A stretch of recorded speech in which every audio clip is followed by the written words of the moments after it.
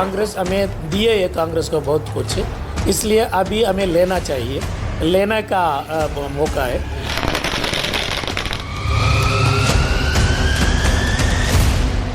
Under my leadership, 135 MLAs, all of them with one voice have said that the matter will be left to the High Command.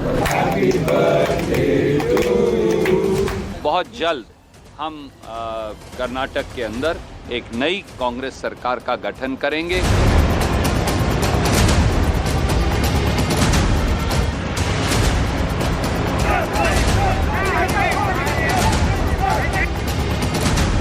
उन लोगों का जो है choice वो बता देंगे, फिर हाईकमान उसके ऊपर तय करते हैं क्या करना है। ये बहुत ज़्यादा उत्साह है और वो 5 गारंटी जो हुई हैं राहुल जी की भारत जोड़ो यात्रा, उसकी वजह से सरकार बनी है। लोगों को विश्वास है। हमने एक डीसीएम बनाना है और 5 मिनिस्ट्री भी होना चाहिए, वो मिनिस्ट्री भी अच्छा एक पोर्टफोलियो मिलना।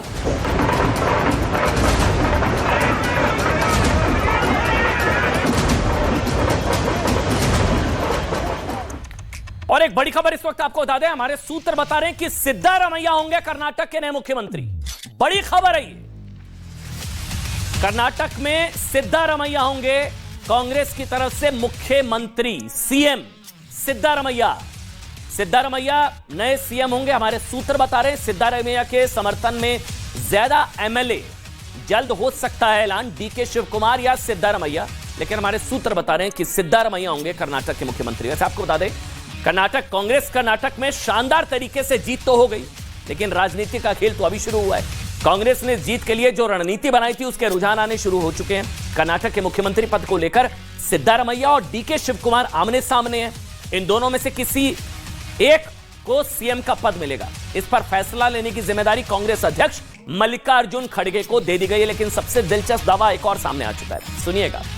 कर्नाटक वक्फ बोर्ड के अध्यक्ष मौलाना शफी सादी का है। मौलाना शफी सादी ने कहा है कि कर्नाटक में कांग्रेस मुसलमानों की वजह से जीती है। शफी सादी के मुताबिक कर्नाटक में कम से कम 67 से 72 विधानसभा सीटें ऐसी है जहां मुसलमान निर्णायक हैं और इन सीटों पर मुसलमानों ने खुलकर कांग्रेस के समर्थन में वोट दिया। सादी यहां तक कह रहे हैं कि क्योंकि मुसलमानों ने कांग्रेस को इतना सब कुछ दिया, इसलिए अब समय आ गया है कि मुसलमान इसके बदले में कांग्रेस से कुछ लें। मौलाना शफी सादी मुसलमानों के समर्थन के बदले में क्या क्या लेना चाहते हैं उसकी लिस्ट जरा आपको बताते हैं। देखिए, उनकी पहली मांग है राज्य का उप मुख्यमंत्री किसी मुसलमान को बनाया जाए। दूसरी बात यह है कि राज्य का गृह मंत्री किसी मुसलमान को बनाया जाए। तीसरा, राजस्व रेवेन्यू राजस्व मंत्रालय भी किसी मुसलमान को बनाया जाए। चौथा, शिक्षा मंत्रालय भी मुसलमान विधायक को मंत्री बनाकर सौंपा जाए। कुल मिलाकर कर्नाटक वक्फ बोर्ड के अध्यक्ष ने कांग्रेस की टिकट से जीते 9 मुस्लिम विधायकों में से 6 के लिए उप मुख्यमंत्री समेत 6 बड़े मंत्रालय मांग लिए बदले में कि हमने आपको वोट दिया, अब आप हमको मंत्री बनाए, मतलब मंत्रालय दीजिए। यानी कि मौलाना सादी चाहते हैं कि जीत कराए मुस्लिम विधायकों में से करीब 66% को भारी भरकम और मलाइदाए गृह, रेवेन्यू, शिक्षा सब दे दिया जाए। पहले आप ऐसा करिए, उनका बयान सुन लीजिए, फिर हम आपको बताएंगे कि कर्नाटक में 40% सरकारा का नारा देकर, यानी कि बोमई की सरकार पर हर काम के लिए 40% कमीशन लेने का आरोप लगाकर सत्ता में आई कांग्रेस क्या कर्नाटक में 20% सरकारा बनाएगी, जैसा आरोप बीजेपी लगा रही है। यानी कि 80-20 की लड़ाई में 20% को बीजेपी के खिलाफ एकजुट होकर वोट करने का इनाम क्या अब दिया जाएगा। एक डीसीएम मुस्लिम को बनाना है और एक 23 सीट देना करके बताए थे, 15 सीट मिले, उसमें 9 एमएलए जीत के आ गए और उसके साथ साथ 67 जगह पे 67 to 72 एमएलए सिर्फ और सिर्फ मुसलमानों को वोट में जीत के आ गए कांग्रेस का। इसलिए कांग्रेस हमें दिए है, कांग्रेस को बहुत कुछ, इसलिए अभी हमें लेना चाहिए, लेने का मौका है। इसलिए हमने एक डीसीएम बनाना है और 5 मिनिस्ट्री भी होना चाहिए, वो मिनिस्ट्री भी अच्छा एक पोर्टफोलियो मिलना, जैसा कि एक होम और रेवेन्यू, एजुकेशन, वैसा पोर्टफोलियो देके मुसलमानों को शुक्र अदा करने का भी कांग्रेस पार्टी का बहुत बड़ा एक जिम्मेदार बनते। वो जिम्मेदार को रिमेन करने को एक इमरजेंसी मीटिंग हमारा सुन्नी उलमा बोर्ड, अभी सुन्नी उलमा बोर्ड का ऑफिस में बुलाए गए। इसमें दीगर हमारा ऑर्गेनाइजेशन का दीगर हमारा लीडर्स भी इसमें शिरकत की। वैसे देखा जाए तो मौलाना शफी ने दरअसल जो डील हुई थी उसको एक्सपोज कर दिया कि हाँ ये डील हुई थी, हमने वोट दिए, अब हमने वोट देने के लिए कहा, अब हमको इनाम मिलना चाहिए। ये डील हुई थी क्या नहीं हुई थी तो कांग्रेस बता सकती है, लेकिन मौलाना शफी ने तो एक तरीके से डील को एक्सपोज कर दिया कि सौदेबाजी तो हुई थी। वैसे सिर्फ इतना नहीं कह रहे, कांग्रेस के टिकट पर जीते 9 मुसलमान विधायकों में से 6 को भारी भरकम मंत्री पद दिए जाए, बल्कि वो तो ये भी दावा कर रहे हैं कि इसका वादा कांग्रेस ने किया था। जी हाँ, उन्होंने कांग्रेस से 23 सीटें मांगी थी, 15 दी गई, जीत 9 पर हासिल हुई, इसलिए इतने अच्छे स्ट्राइक रेट का इनाम तो उन्हें दिया जाए। देखिए, भारत एक लोकतांत्रिक देश है जहां हर धर्म मजहब के लोगों को राजनीति में आने और राजनीति में आकर ऊंचे पद हासिल करने का हक है, बिल्कुल हक होना चाहिए है। लेकिन सवाल दरअसल ये उठ रहा है कि बजरंग बली मुद्दे को, याद है ना, बजरंग बली मुद्दे को बीजेपी का नफरती और सांप्रदायिक कार्ड बताने वाली कांग्रेस ने क्या वाकई तुष्टीकरण के नाम पर मुसलमानों से ये वादा किया था? क्या वोट वाला सौदा हुआ था? कांग्रेस के बड़े नेता बीके हरिप्रसाद कह रहे हैं कि इस मामले में कुछ गलत नहीं है, लेकिन इसका फैसला कांग्रेस आला कमान करेगी। जो चुन के आए हैं हमारे विधायक, वो अपना राय, जो हाईकमांड से लोग आए हैं, ऑलरेडी वेणुगोपाल जी है, सुरजेवाला जी है, और कोई भी आ सकता है, उसका उन लोगों का जो है चॉइस वो बता देंगे, फिर हाईकमांड उसके ऊपर तय करते हैं क्या करना है। अगर विधायक गण जो बैठते हैं वो पता करेगा, वो बोलेगा किसका वो चाहते हैं, उसके ऊपर हम लोग तय करते हैं। देखिए, वैसे आपको बता दें, हमारे पूरे हिंदुस्तान, पूरे देश में ना मुसलमानों की आबादी है 20%, 20%, और 1947 में आजादी के बाद से मुसलमान परंपरागत तौर पर कांग्रेस के लिए वोट करते आए हैं, इसमें कोई दो राय नहीं है, आप सभी जानते हैं।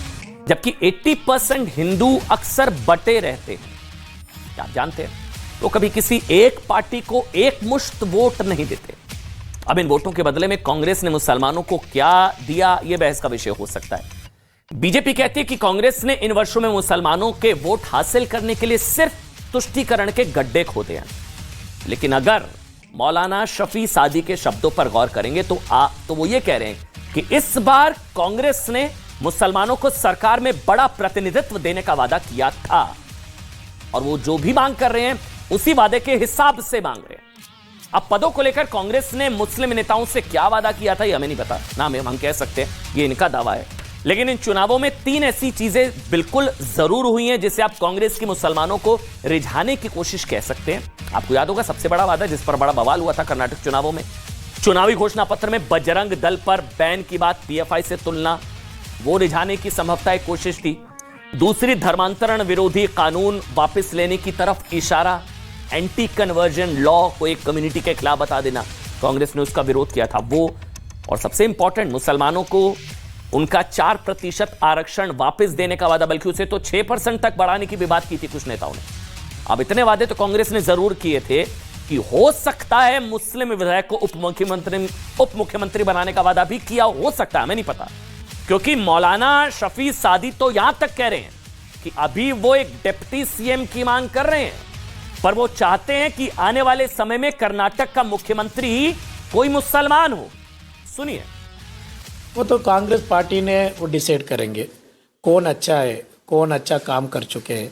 एक एमएलए उनका कॉन्स्टिट्यूंसी छोड़ के पूरा रियासत में दौरा करके मुसलमानों को इत्तेफाक करके हिंदू मुसलमानों का भाईचारा का पैगाम देके हर एक जगह में भी कैनवास कर को है। इसलिए ये गवर्नमेंट आने का बहुत बड़ा एक रोल भी अदा किए। उनको चुन के एक मुसलमान को एक डीसीएम बनाना वो कांग्रेस पार्टी का जिम्मेदार है। कंफर्म आपको लगता है होगा सर? होना चाहिए, होना ही हमारा डिमांड है। वो पहला इलेक्शन का पहला बताए थे एक डीसीएम। देखो, हमें सीएम पूछना है। अब तक कर्नाटक का सियासी तारीख में एक मुसलमान भी सीएम नहीं बन चुके हैं।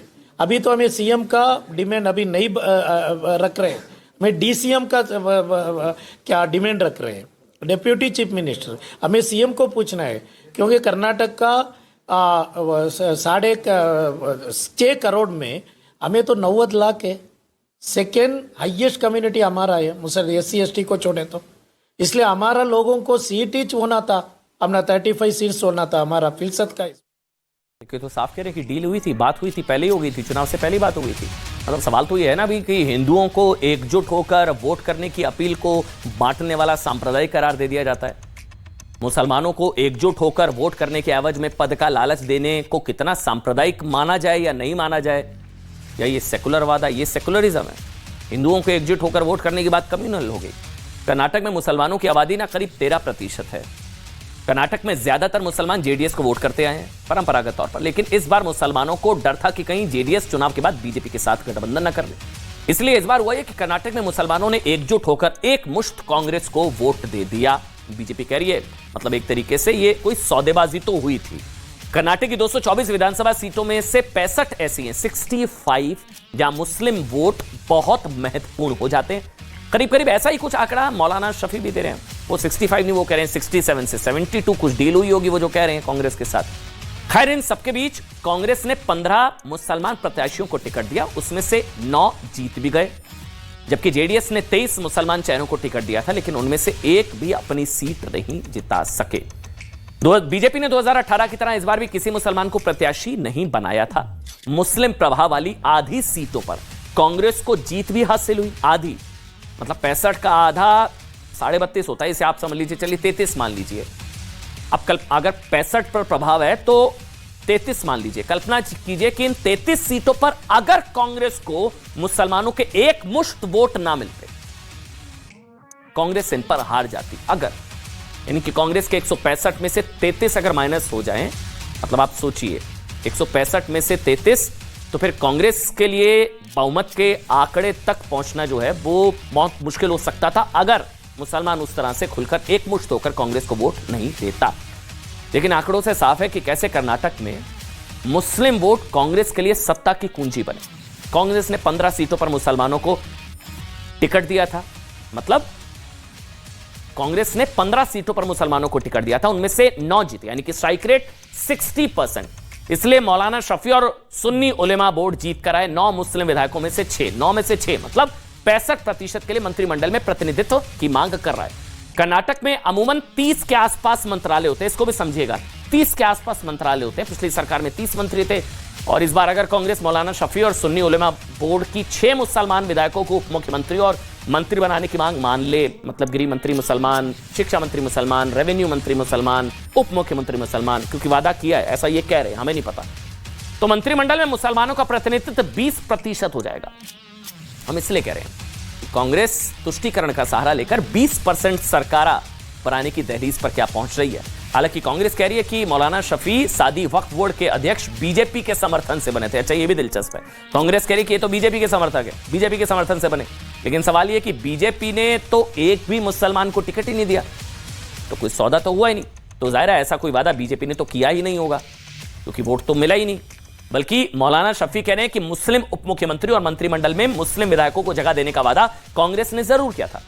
शायद यही वजह है कि सिद्धारमैया के करीबी और चौथी बार विधायक बने जमीर अहमद को डिप्टी सीएम बनाने की मांग अब जोर पकड़ने लगी है। सिद्धारमैया और डीके शिव कुमार की तरह जमीर अहमद के समर्थन में भी उन्हें डिप्टी सीएम बनाए जाने की मांग जोर शोर से कर रहे हैं।